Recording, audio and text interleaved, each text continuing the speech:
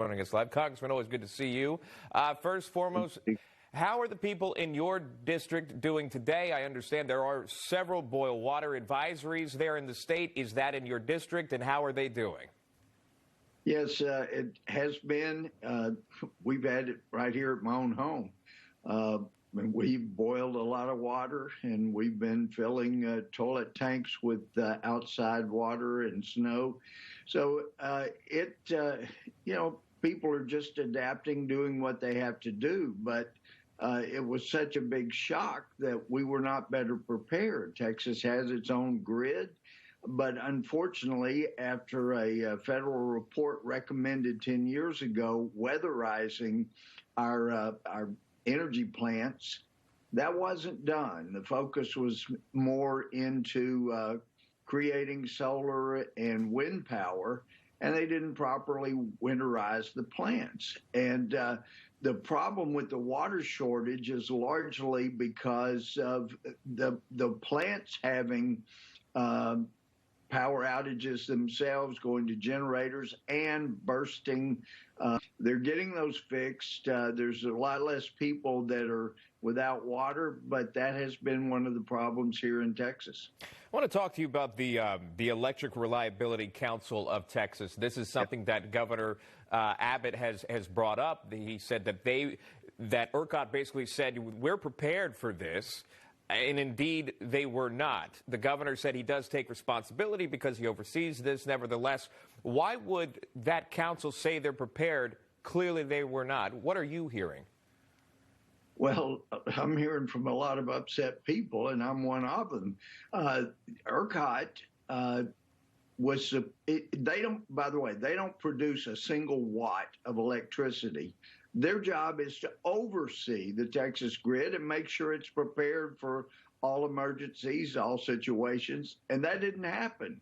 And then we find out, the chair of the board of ERCOT is from Michigan, a wonderful state, lots of friends there. The vice chair is from California. Now, if I lived in Michigan or California, I would not want a Texan in charge of my energy. That needs to be something that is local, where the energy is being produced, so that you can oversee it better. So I know the governor has indicated we're going to look at the creation and the nominations for board membership, and those things should have been looked at a long time ago, because we should have been ready for this. We pride ourselves on being ready for emergencies, and people are doing great. I got out. There are very few people getting out. It's still pretty rough around here, but they got great attitudes. But when ERCOT comes up, their attitude changes dramatically. It did not do the job it was created for. I understand, many are playing the blame game at this time. Some of that blame gets shifted to green energy and how Texas has moved a little closer and closer with green energy. And I just want to note something that you brought up before. If we can just pop up that tweet, guys.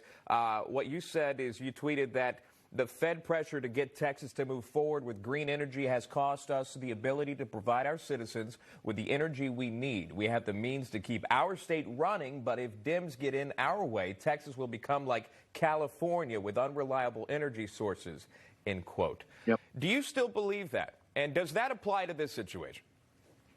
Yeah, the federal pressure was, let's move more and more to solar and wind energy, and Texas has continued to do that. Well, it's one thing to do that, but you also need to have weatherized your plants. And so the focus was more toward renewable energy sources rather than weatherizing our plants, putting our money there. And that, yes, that's been a problem. Now, we didn't have, I read one report that natural gas plants closed in Texas. Now, my understanding is they did not. There were natural gas problems. We've had so many natural gas wells shut in that we should have been sending down through pipelines that still have yet to be created. But valves froze at places where they were not ready for this kind of cold.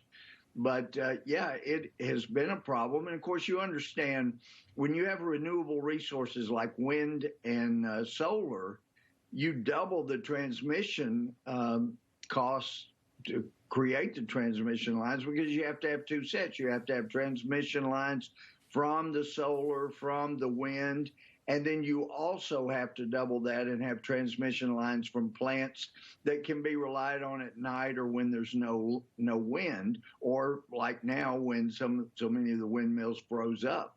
So it is a problem. And of course, we know at the same time in the last 5 years, the last 10, 20 years, since 2000, China has upped its coal plants by over five times.